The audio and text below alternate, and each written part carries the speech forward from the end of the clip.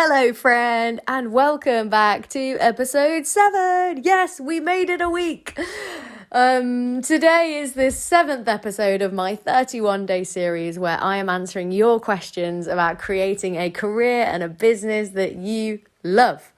In today's episode, I'm going to be tackling more of a big picture question that someone sent, which is, where do you see the XR industry in 5 to 10 years? And I think this will be an interesting one to dive into because although it's not directly related to tangible, practical advice on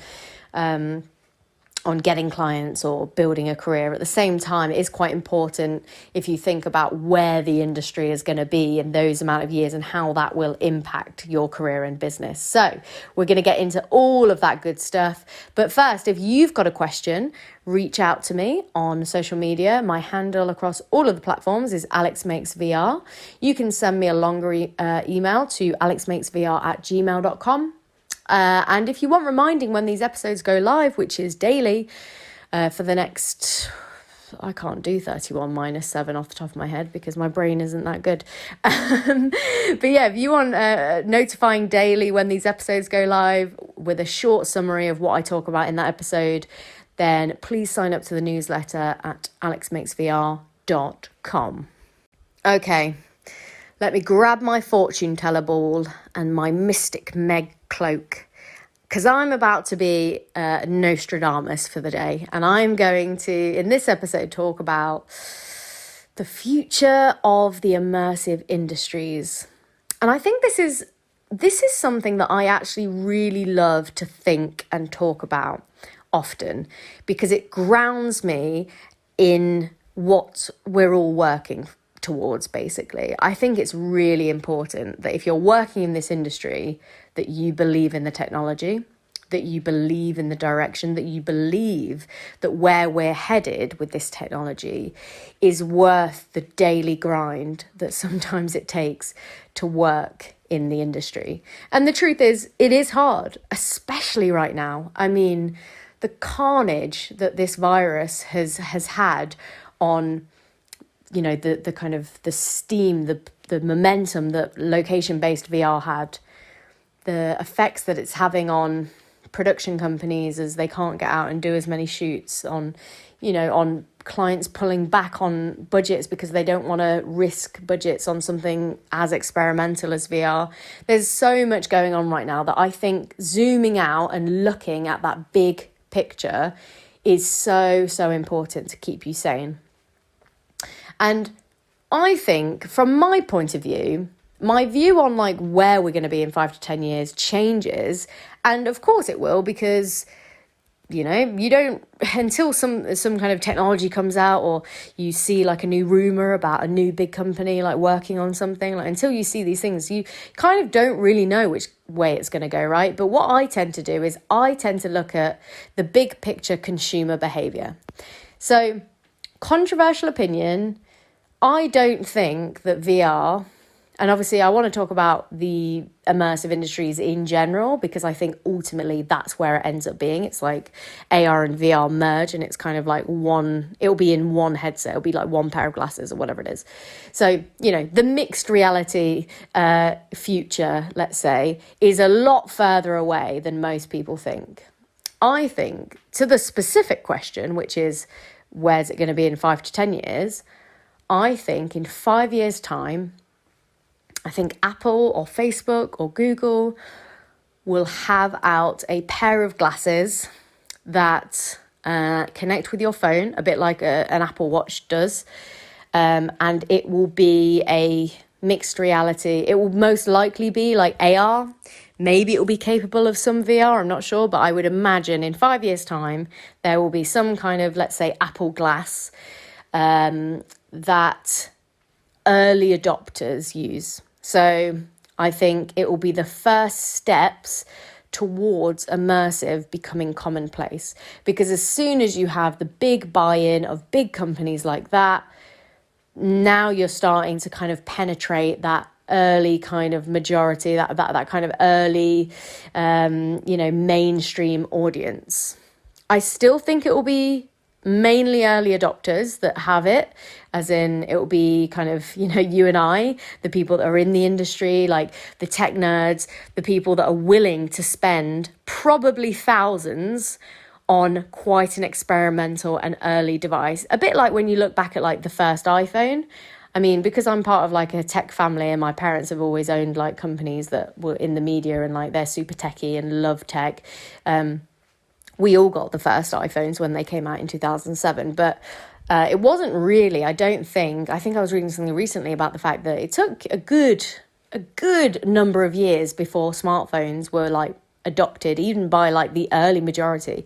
When I'm referring to like early adopters, early majority, I hope maybe I'm just like taking for granted that everyone knows about the hype cycle, but if you look at the kind of the hype cycle of technology, and the hype cycle is like an actual graph. I can't remember who puts it out, but if you Google hype cycle for technology, you'll see it. And basically it's like the wave, it's like a pattern that data analysts have spotted with how technology is adopted. And so it goes through these hype cycles, right? And the kind of the people, the demographics that that the technology attracts during those hype cycles is basically split into the early adopters, which is like us in VR right now, we're early adopters. You've got the early majority, which is when that kind of like that first. So, I mean, you could say that since Half-Life Alyx has come out, maybe in the gaming industry you've got a kind of like early majority. Like it's still what I think the stat was it like 0.1% of Steam users have a headset, so it's still like a tiny amount, so I'm not sure that would be considered early majority, but it's when it starts to kind of seep into the mainstream, but it's still not commonplace for everyone to have it. And then you get the late majority, so then it's like, oh, okay, well, now this has become so commonplace. This has become so essential for life that you kind of have to have it. And so, now we're at a point where, like, if you've not got a smartphone, then you're kind of an outcast. You're kind of like, you're not, that's not normal, right? Like, the majority of people have smartphones. But why do the majority of people have smartphones now? Well, that's because pretty much everything in life depends on you being able to have access to the internet. Like all of our entertainment things, they're like built on the idea of having access to the internet wherever you are in the world, right? And having like a camera in your pocket and basically just having access to essentially like a piece of tech that is more powerful than the computer that launched the rocket to the moon in your pocket. Like if you sat on a tube, I always think it's really funny when like people are sitting on the tube in London reading books and reading newspapers, because I feel like those are the kind of people that are slightly holier than thou and are like, haha, yeah, look at me, I'm not reading on my Kindle app, or I'm not like watching a Netflix series. I'm reading an old school paper. Now, no shade to those people, because respect, you've probably got a very healthy relationship with technology that I wish that I could have. But it's kind of like that technology now has been so widely adopted, whereas that is not going to happen to XR for a long time. And I can just hear everyone, like not everyone, but I think there'll be a few people that listen to this who are hardcore into the tech and are like, no, like the technology is like incredible. It's going to, we're on an exponential growth curve with how good the technology is getting. But the factors of like when people adopt technology is not really, I mean, yes, it's to do with technology itself, and it has to be good and it has to be light and it has to be affordable, yes.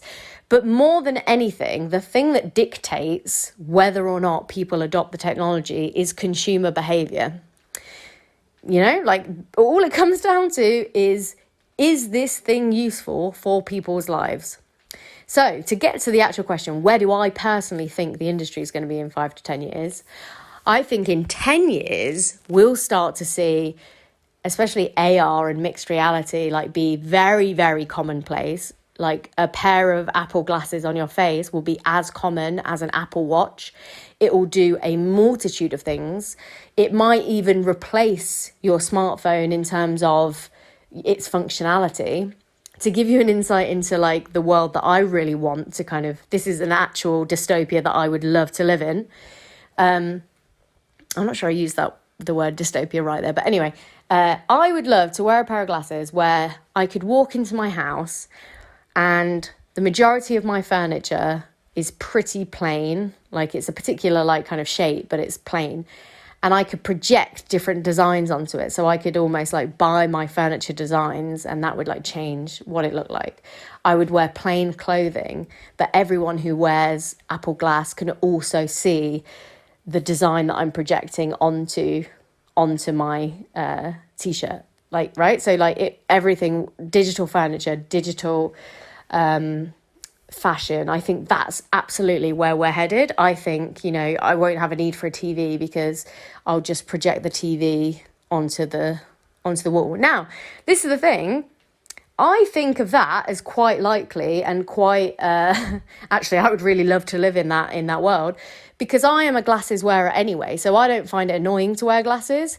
But a massive barrier for all of this will be, does anyone want to wear glasses? I mean, it's a bit like the 3D TV thing, right? It's like no one wants to sit and watch a movie with those heavy glasses on their face, and this is one of the big barriers for VR and AR at the moment, is like no one wants to spend that much time in a VR headset because it's annoying, it's uncomfortable, it's not worth it. It doesn't, the technology at the moment doesn't offer enough of a reason to spend 24 hours in it, unless you're doing that as an experiment for a TED Talk. And if you've not watched that TED Talk, go and do that, because that was a brilliant TED Talk. Can't remember who did that, but anyway, yeah, I think he spent like a week or something in a headset. Anyway, so yeah, I mean, you know, my opinion on it is like, I would very happily wear a pair of glasses that I could be walking down the street and it would show me the directions. It could also pop up messages on the side, and like it could, you know, project things onto various things. It could give me information about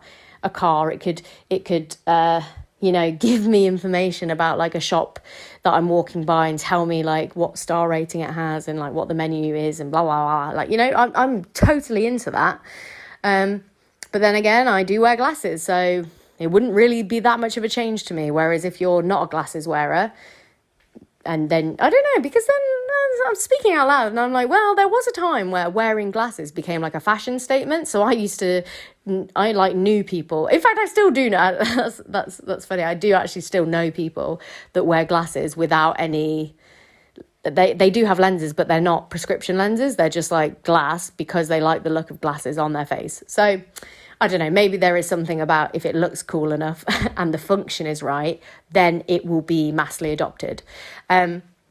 I think that's a very likely thing. I think, for me personally, I've always thought that, I've always come back to this idea that if you think about the inventions throughout history, if you think about technology in general, every invention was, not every invention, but most kind of big pivotal inventions have been around the fact that we want to communicate with each other. We want to be able to be anywhere or talk to someone or communicate with someone. If you think about like, I always think about the telephone. Before the telephone, it was like the post, right? Like posting something.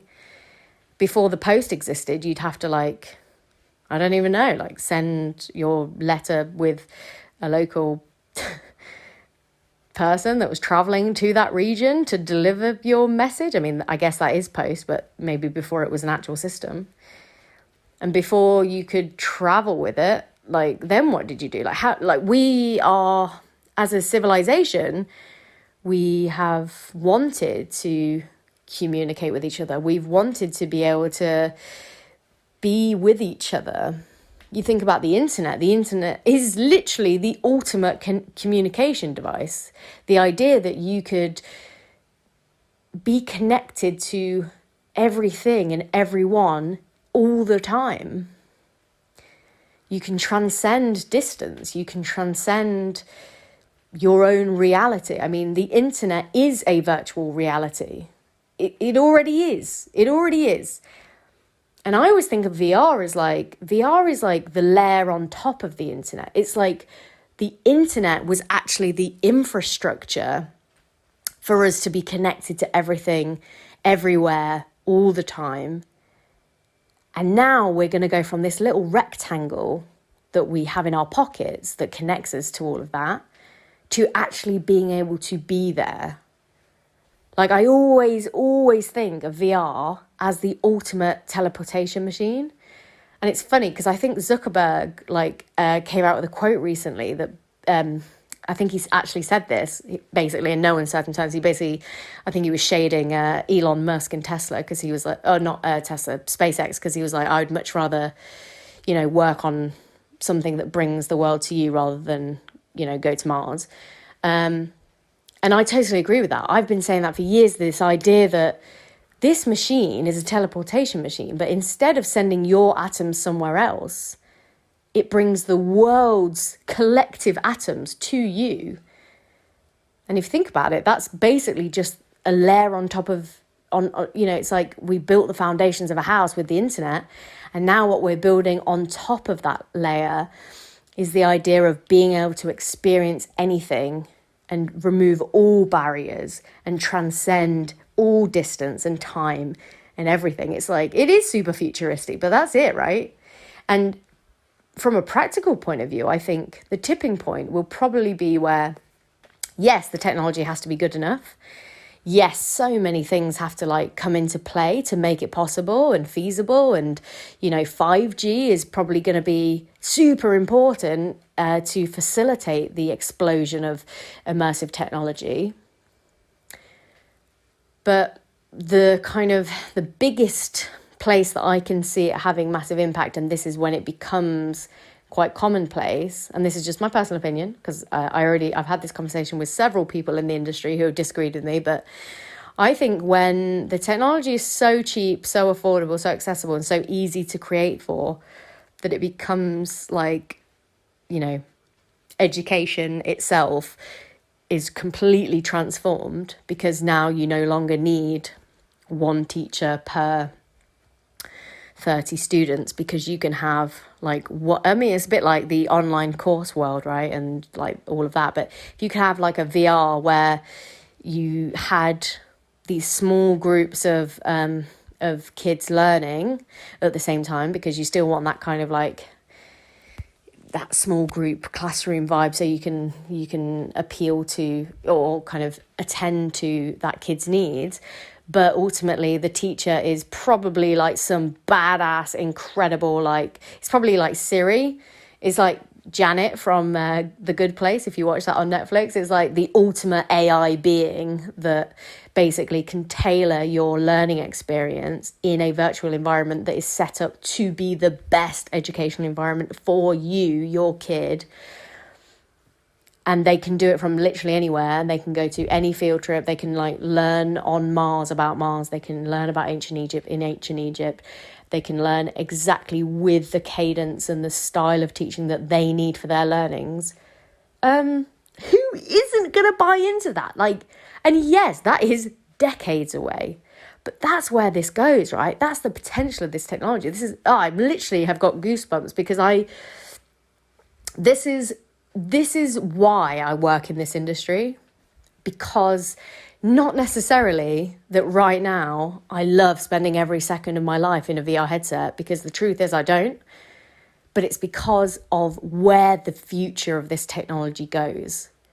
Where this is what it's all building to, and it's going to take decades, and it's going to take a lot of us in this industry to persevere and keep making and keep creating and keep championing it. But this is where it all goes. And then it's anyone's game. So when it comes to when it relates back to your career and your business, I just think about do you want to be on the right side of history or not? Because that's what this comes down to. This is happening. It's happening. You only have to look at Facebook acquiring every bloody VR game studio, and I think they just bought out a big kind of AR glasses company, or that might have been Google, I'm not sure. But either way, Apple rumored to have like be coming out with these. In fact, a friend of mine who works at Apple, he doesn't know anything like that, you know, a kind of like a normal person knows. But he did say that obviously he's paid attention to the kind of patents that have been leaked, and it seems like there is Apple glasses coming in the next few years, maybe even as early as next year. And that's game changing when these big companies are invested in it. I mean, Google have been doing AR for years. Like, do you remember like the first iteration of Google Glass? Remember, everyone called everyone who had a pair a glass hole. That's going to be us with Apple glasses. And it's going to be way more socially acceptable. Yeah, I think this all has to be, you only have to look at the writing on the wall, right? Everyone knows that this is where this is going. And when it comes to like entertainment and the storytelling side, I have absolutely no idea where that goes. I love storytelling in this medium. But ultimately, I think it's going to be like a crossroads of all different emerging technologies coming together. I think AI and machine learning, I know that those two are basically the same thing, but, you know, that combined with 5G, combined with room scale, multi-sensory, kind of like the combination of everything will probably feed into what the next generation of entertainment looks like. But I mean, when I think about myself as a consumer, and I think this is really important, I think this is what you have to do if you work in this industry. Sometimes you have to remove yourself as a professional and you have to look at yourself as an average consumer. You have to think about like what you like and dislike, and you have to talk honestly about what you're using the technology for. For me personally, I mean, I went through a stage of like being absolutely obsessed with Beat Saber and Box VR and like some other apps. But now I haven't like really touched my headset for anything other than work related purposes for about 2 months, even in lockdown. Actually, that's a lie, because when lockdown started, I did attend a couple of raves in Altspace, which was a very unique experience, I'll have you know. But yeah, I just think that sometimes we have to remove ourselves, look at ourselves as a consumer and go, well, what would I want as a consumer? What, like, realistically, if the headsets were light enough and there was technology good enough and there was a app on there that volumetrically captured a theatre show, and I could, instead of travelling to London and paying 150 quid for a ticket to see Hamilton, instead, if I could just put on a headset and be front row watching Hamilton, oh my God, I would do it in a heartbeat. I would do it in an app. I wouldn't even think twice about it. So as a consumer, I still am not bought into the technology because it's not really aimed at me right now as a consumer. The people it's aimed at right now as a consumer are the gamers. And outside of that, obviously, it's got brilliant practical uses in business and in healthcare and various industries. But as a consumer of it, an average consumer, I would say, there isn't really a massive draw to it yet. So also when you're thinking about like the future of the technology, it's also about thinking about that. And it's going to be interesting to see in a year or two's time what effect the pandemic had on the kind of adoption of the technology. Because I think a lot of people in this industry were quick to say, well, this is perfect. This is the perfect time to use VR and to, you know, fair play to them. Like, I know a lot of kind of like friends of mine that have used it to like keep up with social events and meeting people in VR and stuff. And they absolutely love it, and good on them. And like, they're exactly the kind of like the consumers that will be buying into VR. But yeah, I mean, it's hard to get me even on like a FaceTime. So you're not going to catch me, you know, cruising into VR meetings anytime soon, unless it's for a work or a client purpose. So yeah, I'm not sure whether that answers the question. I think it does. I went off on a bit of a tangent there, but hey, that's what I do, in case you haven't realised yet. So this was a really fun episode to record, just because I love thinking about the big picture. And I think ultimately what I've decided with my own career and what I really love doing, what I've realised is I want to have impact. I want to have impact in a way that I never thought I would, though, because I always thought, because I'm a storyteller and I love creating, like, I'm a filmmaker, I love creating stories and films, and like I love working on like narrative projects and writing drama scripts and that kind of thing. I always thought that was where my career would go, and obviously that is a huge part of what I do still, and that is still what I will do. But then I realized that there's this other part of me that absolutely loves sharing the information that I know, helping people grow their own business, helping people in the industry, helping people get into the industry, helping people create stuff in the industry that then will help us get to that big picture. Because I want that future. Selfishly, I want those Apple glasses that allow me to like change my outfit 5 times a day. Like just with like the click of a finger, just like it would be if I was wearing an Apple Watch and I can, change apps on that. Like I selfishly want that. And I think the best way for me to help drive the industry forward is to help as many of you as possible stay excited about being in this industry, and also help you to navigate some of those turbulent waters that I've had to navigate over the years, but also helping you with things that maybe you're not naturally kind of inclined to do. Like I just happen to naturally love business, sales and marketing. So I'm very, very happy to like share that knowledge, and that maybe is where my skill set is best placed. But I think ultimately what it comes down to is you have to be super passionate about this. You have to be passionate about why you're doing what you're doing. And for me, that sometimes on days where I'm just feeling a bit low and I'm not really sure whether I should be in the industry, and maybe I've had a particularly tough time with wrestling about getting something onto a headset, and I just think, why am I working in this technology? It's so hard, everything's so hard. Why am I not just doing what a lot of my friends did and just working in like traditional video where it's like so easy and everything's like at scale? I'm like, because I love this industry, because I love the technology, I believe in where it's going, and I love the people. I love you guys. I love everyone that I've like encountered in this industry and that I work with and connect with online. Like, this is what it's about. So anyway, inspirational rant over. I hope you enjoyed this episode. If you did, or if you have a question for a future episode, send me a message. My handle on Instagram and Twitter is AlexMakesVR. You can send me a longer question, alexmakesvr@gmail.com. And if you want to sign up for daily reminders when these episodes goes live, but also get a bit of a rundown of what I talk about in that episode, you can sign up to the newsletter at alexmakesvr.com. Okay, thank you so much for listening, and I'll speak to you tomorrow.